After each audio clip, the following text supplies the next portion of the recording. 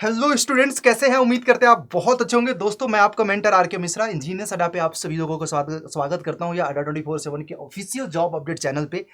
मेरे भाई, आज एसएससी जेईई 2025 का फॉर्म फिलअप का वीडियो मैं बना रहा हूं, तो सब लोग आ जाइए। आप लोगों के बीच में कोई भी डाउट है कमेंट सेक्शन में पुट करिएगा ज़रूर। मैं पूरी कोशिश करूंगा कि आपको, क्योंकि एसएससी में सबसे ज़्यादा फॉर्म रिजेक्ट होता है, तो किन कारणों से लास्ट कई सालों में बच्चों के फॉर्म रिजेक्ट हुए हैं, हमने हमेशा बच्चों के पेन को समझा है। तो आज इस वीडियो में ओटीआर से लेके फॉर्म फिलअप का सारी जानकारी 1 बाय 1 साझा करेंगे। सबसे पहले मैं आपको बता दूं, ये आपको भी पता होगा, एसएससी ने मौका दिया था आप सब लोगों को वन टाइम रजिस्ट्रेशन का। आप लोगों ने उसमें मॉडिफिकेशन कर दिया होगा, मुझे उम्मीद है। ये नहीं, फ्रेश ओटीआर तो कर ही सकते हैं जो फ्रेशर्स हैं। तो सबसे पहले अगर मैं ये मान के कर रहा हूं कि आप लोग फ्रेशर्स हैं एंड आप ओटीआर अभी कर रहे हैं, तो गाइस चैनल को सब्सक्राइब कर देना, वीडियो को जरूर प्यार एंड सपोर्ट देना, लाइक करके एंड सब्सक्राइब करके। कोई डाउट हो कमेंट में जरूर पूछना। बेटा देखो, ये आपकी एसएससी की ऑफिशियल वेबसाइट है।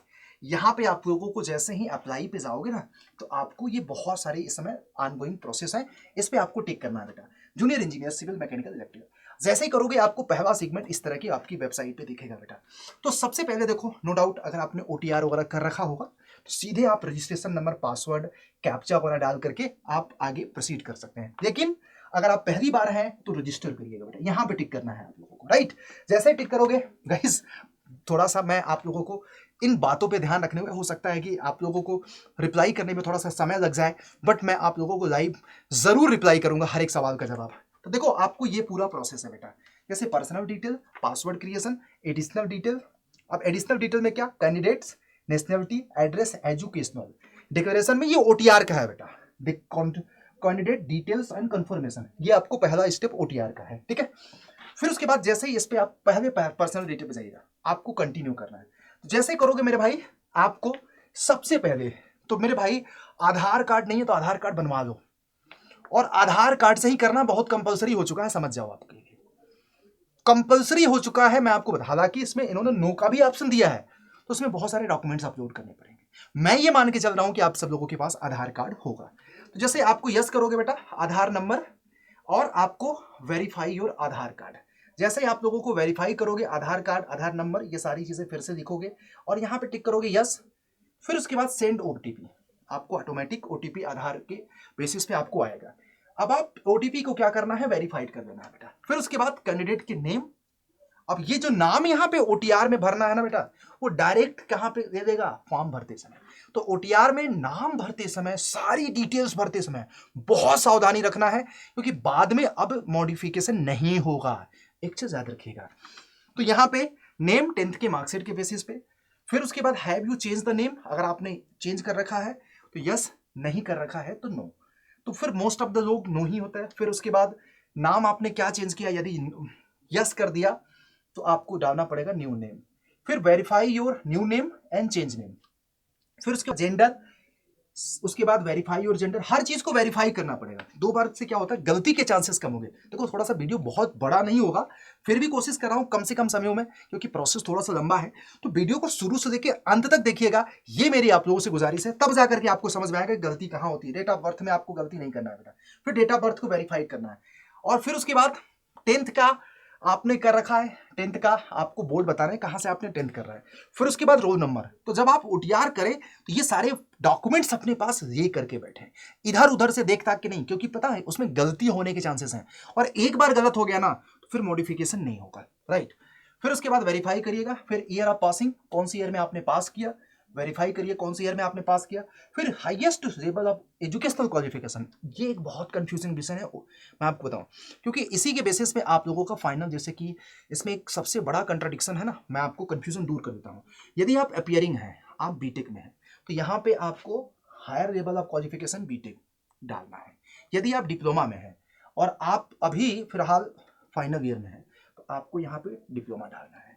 बट आपका डिप्लोमा या बीटेक जो भी है वो इसी साल कंप्लीट हो जाना चाहिए, और आपका जो परसेंटेज जाएगा अब तक का जितना है उतना जाएगा। बाकी जो लोग पास आउट हो चुके हैं उनको तो कोई सोचना नहीं है, टेंशन की बात ही नहीं है।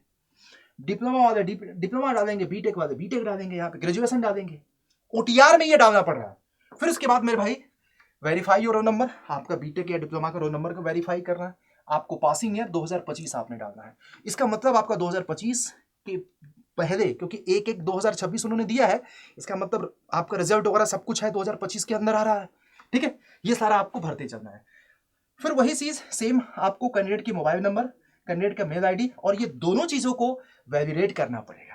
दोनों चीजों को क्या करना पड़ेगा, वैलिडेट करना पड़ेगा ओटीपी के माध्यम से। जब आप ओटीआर करेंगे तो ये करना ही करना है कंपलसरी। फिर इसके बाद फाइनल चीजों करने के बाद डिक्लेरेशन करना पड़ेगा यहाँ पे टिक करके, और एक बार सारा प्रीव्यू कर सकते हैं ओटीआर में आपने क्या क्या भरा क्या क्या नहीं भरा, क्योंकि एक बार प्रीव्यू कर देना, क्योंकि प्रीव्यू कर दोगे कहीं पे आपको गलती लगता है ना तो वेरीफाई कर सकते हो, उसको सही कर सकते हो। बट अगर आप यहाँ पे आगे बढ़ जाते हैं, डिक्लेयर कर देते हैं, नेक्स्ट कर देते हैं, इसका मतलब आपको one time registration SSC generate करके दे देगा। लाइक इस तरह से वन टाइम रजिस्ट्रेशन आपको जनरेटेड होगा, और ये हमेशा के लिए आप लोग सेव कर लीजिएगा कहीं भी, क्योंकि अगर नहीं सेव रखोगे तो इसमें आप लोगों की रिजेक्शन के चांसेस ज़्यादा है। अब मेरे भाई अगर आपको प्रिपरेशंस करनी है, एक सेकंड के लिए मैं आपको बता देता हूं, भारत का मोस्ट ट्रस्टेड और एजुकेशनल प्लेटफॉर्म अड्डा 24/7 आप सब लोगों के लिए, मैं आपको बता दूं सिविल मैकेनिकल इलेक्ट्रिकल के लिए रिसेंटली 8 जुलाई से सिस्टमैटिक बैच स्टार्ट कर रहा है, CBT 1 CBT 2 टेक्निकल और नॉन टेक्निकल दोनों का। तो यहाँ पे आप लोग एज सेगमेंट में सबसे पहले, या वीडियो के नीचे डिस्क्रिप्शन में जहाँ पे आप प्रोडक्ट में जा करके देख सकते हैं मैकेनिकल का महापैक, तो मैकेनिकल का महापैक या ये बैच 8 जुलाई का ज्वाइन कर सकते हैं। फाउंडेशन टाइप की क्लास है, बिफोर एग्जामिनेशन सारे सब्जेक्ट को जीरो से लेकर के हीरो लेवल पे सब कुछ कंप्लीट करा दिया जाएगा। हमारा मिशन है इस बार रैंक 1 एसएससी जेई में, और ये तभी हासिल होगा जब आप लोगों का सपोर्ट होगा। यहाँ पे देख सकते हैं डबल वैलिडिटी भी है, प्राइस बहुत कम है, और यहाँ पे कूपन कोड यूज कर सकते हैं Y201, या आपको एक नंबर आपकी स्क्रीन पे चल रहा है नीचे, उस पर फोन कर दीजिए, हमारी टीम आपको सिस्टमैटिक तरीके से गाइड कर देगी। और ये बैच सिविल मैकेनिकल इलेक्ट्रिकल तीनों का है, वीडियो के डिस्क्रिप्शन में आपको बैच का लिंक मिल जाएगा। ठीक, अब जैसे ओटीआर हो गया बेटा, तो फिर से आपको आना पड़ेगा यहाँ पे, आप सारा डिटेल भरिएगा, फिर से वही वन टाइम रजिस्ट्रेशन हो जाएगा। तो यहाँ पे आप करोगे तो यहाँ पे आपको रजिस्ट्रेशन नंबर, पासवर्ड, हालांकि ओटीआर के बाद कंटिन्यू करोगे ना तो आपको एक पासवर्ड क्रिएट करना पड़ेगा। ओटीआर के जस्ट बाद कंटिन्यू करोगे तो आप उसके बाद आपको ये पासवर्ड एक चूज करिए, कंफर्म पासवर्ड। फिर उस पासवर्ड को भूलने वगैरह के लिए आपको सिक्योरिटी वगैरह जो भी आपको डालना है, ताकि भूलो तो आप कभी उसको रिट्रीव कर सको, ऐसे करना पड़ेगा। तो जब आप ये सारी चीजें कर दोगे ना तो फिर आपका पासवर्ड क्रिएट हो जाएगा, सारी चीजें हो जाएंगी, तो अब आप जाओगे। ये देखो बहुत सारी चीजें, जैसे कि कैटेगरी वेरीफाई करिएगा, नेशनलिटी वेरीफाई करिए, फिर उसके बाद कॉन्टेक्ट डिटेल और अदर नेशनल, उसके बाद आइडेंटिफिकेशन आप लोगों को, डू यू हैव बेंचमार्क और डिसेबिलिटी, ये सारा चीज़ आपको वेरीफाई करना है। फिर उसके बाद आप लोगों को यहाँ पे पर्सनल डिटेल में लाइक न्यूज name, father's name, mother's name, date of birth, age, आपको जेंडर, कैटेगरी, ये सारा आप लोगों को करना है बेटा। तो जब ये सारा चीज आप लोग कर दोगे तो मैं आपको आगे की बात करूंगा बेटा। ठीक, तो उसके बाद जैसे कि आपको यहाँ पे वन टाइम रजिस्ट्रेशन डेवलप हो गया, उसके बाद कंटिन्यू करोगे बेटा, तो फिर उसके बाद आपको एक बार पासवर्ड वगैरह क्रिएट करना पड़ेगा। वन टाइम रजिस्ट्रेशन नंबर पता चल गया, पासवर्ड पता चल गया, फिर से आपको ओरिजिनली क्या करना पड़ेगा, लॉगिन करोगे तो उसके बाद कौन कौन सी पोस्ट के लिए आप एलिजिबल हो वो पता चलेगा, उसमें आपको जूनियर इंजीनियर वाले पे टिक करना है। फिर उसके बाद अप्लाई करोगे तो ये सारे बेसिक आप डिटेल आना वहां पे शुरू हो जाएगा, लाइक आपको कौन सी कैटेगरी से, हालांकि यहाँ पे सबसे पहले देखो पर्सनल डिटेल, कैंडिडेट का नेम ऑटोमेटिक वहां से ट्रैक कर लेगा वन टाइम रजिस्ट्रेशन से। फिर उसके बाद न्यू चेंजेस, ये चीज मैं आपको एक सेकेंड के लिए पूरा डिटेल बता रहा हूँ, चिंता मत करिएगा। तो इसमें एक चीज याद रखिएगा, मैं आपको बता रहा हूँ, ये चीज जो है ना, ये वाला स्टेप आपको वन टाइम रजिस्ट्रेशन का ही पार्ट है, ओटीआर का ही पार्ट है, क्योंकि ओटीआर में आपको अपनी सर्टिफिकेट के बारे में, अपनी कैटेगरी के बारे में, अपने कॉन्टेक्ट डिटेल के बारे में, अपने एड्रेस के बारे में सब कुछ आपको मेंशन करना पड़ेगा। जब सब कुछ मेंशन करके सबमिट करोगे तब जाकर के वन टाइम रजिस्ट्रेशन प्रोसेस आपका क्या हो जाएगा, कंप्लीट। फिर उसके बाद आपको फिर से ओरिजिनल यहाँ पे आना पड़ेगा, लॉगिन करोगे। फिर उसके बाद आपको भी पता है एसएससी जेईई जूनियर इंजीनियर का, तो यहाँ पे बहुत सारे डाटा पहले से सेव्ड होगा, बहुत सारे डाटा पहले से सेव्ड होगा, इसमें नाम जो भी है, father's name, mother's name, date of birth, age वगैरह सब कुछ आ जाएगा, जेंडर, कैटेगरी सब कुछ यहाँ पे आता जाएगा। अब इसको आगे आप कंटिन्यू करते जाएंगे।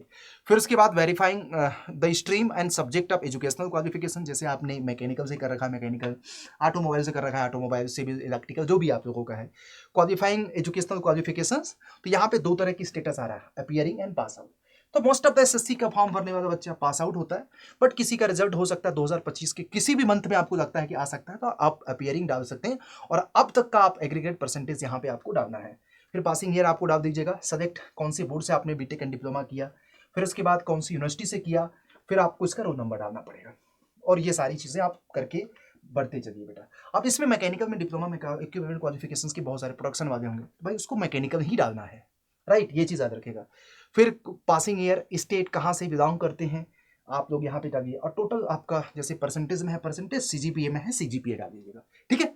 फिर उसके बाद आप लोगों को एक्स मैन सर्विस मैन है नो करते जाइए, date of birth, date of joining आप आर्म फोर्सेस अगर इस तरह की कैटेगरी में बिलोंग करते हैं तो यस, अदरवाइज नो करते जाइए। यहाँ पे देखो ज्यादा गलत नहीं होगा, यहाँ से कोई गलती नहीं होगा। आइए वहां पे हम समझाने, एग्जाम का प्रेफरेंस देख लीजिएगा भाई, जिस आप सिटी से रहते हैं जहाँ पे आप लोग बिलोंग करते हैं उसी के आसपास 3 सिटी को प्रेफरेंस दे दीजिएगा, क्योंकि अभी आप फॉर्म भर दोगे ना तो आपका प्रेफरेंस के अकॉर्डिंग फर्स्ट प्रेफरेंस में चांसेस है कि आपका एग्जाम सेंटर पहुंच जाए, जिससे आपका आने जाने का कन्वीनियंस अच्छा रहेगा।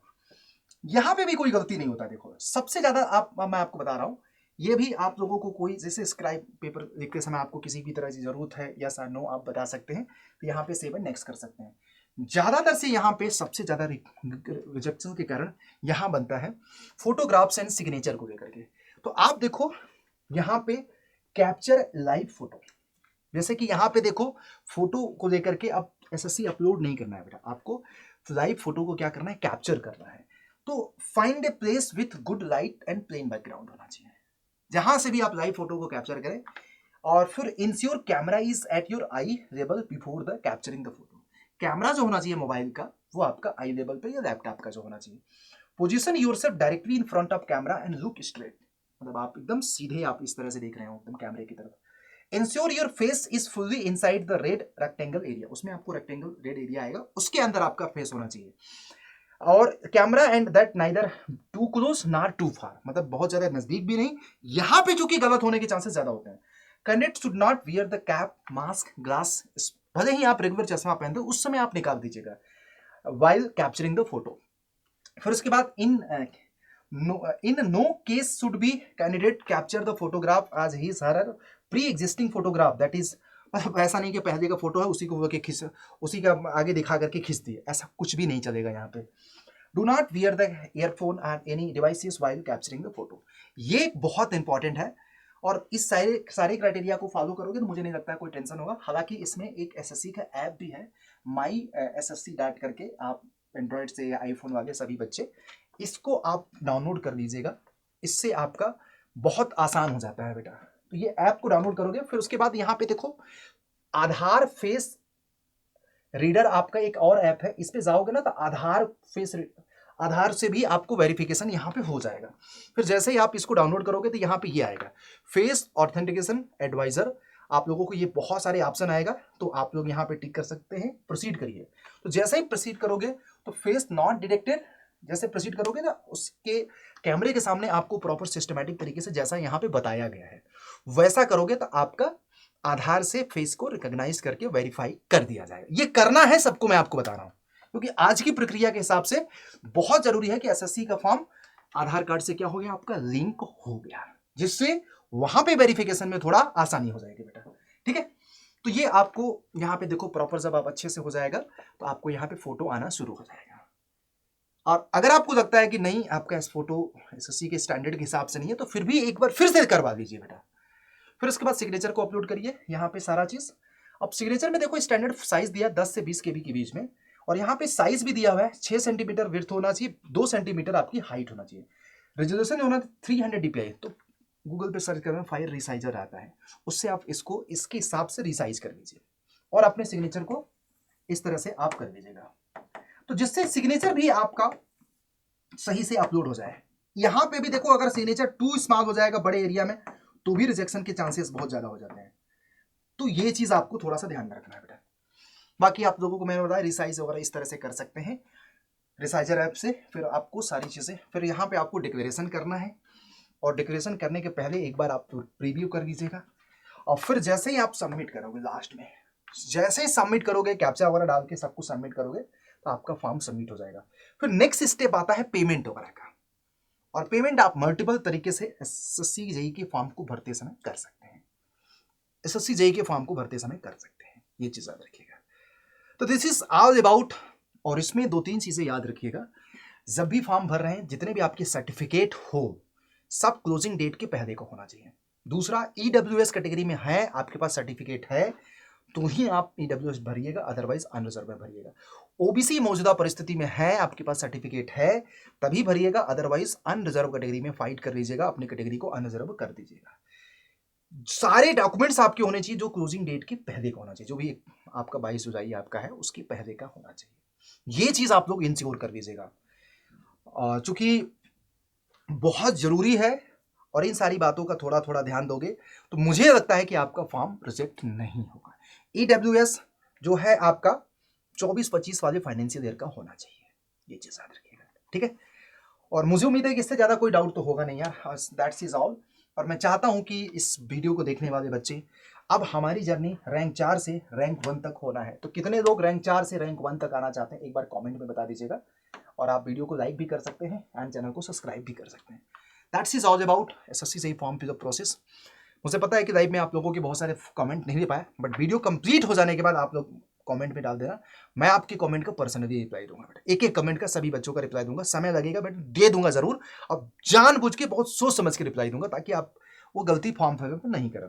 बाकी अगर आपको रैंक 1 तक की जर्नी पूरी, फटाफट फोन लगाओ, अपने सिलेक्शंस को इंश्योर करने के लिए आप हमारे साथ जुड़ सकते हैं। देखो कहीं ना कहीं कोचिंग करोगे बेटा, तो ऐसे प्लेटफॉर्म किससे करो ना जिन्होंने लगातार हर साल टॉपर्स प्रोड्यूस किए हैं और आप लोगों को हमेशा विश्वास दिलाया आपको हमेशा अच्छे कंटेंट के लिए। तो बेटा आप इस पे फोन घुमाओ, सिविल मैकेनिकल के वहाँ पे एक हैं, और मैं समझता हूँ कि बैच 8 जुलाई से जो शुरू हो रहा है उसको इनरोल कर सकते हो। मैकेनिकल के लोग मैकेनिकल का, सिविल के लोग सिविल का, इलेक्ट्रिकल के लोग इलेक्ट्रिकल का, और technical non technical CBT 1 CBT 2 zero से लेके हीरो लेवल तक की क्लासेस, हर class live plus recorded, DPP के साथ, टेस्ट सीरीज के साथ, और हर एक लेक्चर के नोट्स आपको प्रोवाइड कर दिया जाएगा, मेंटरशिप, डाउट्स, सारी चीजें है यार मात्र 1800 रुपये में।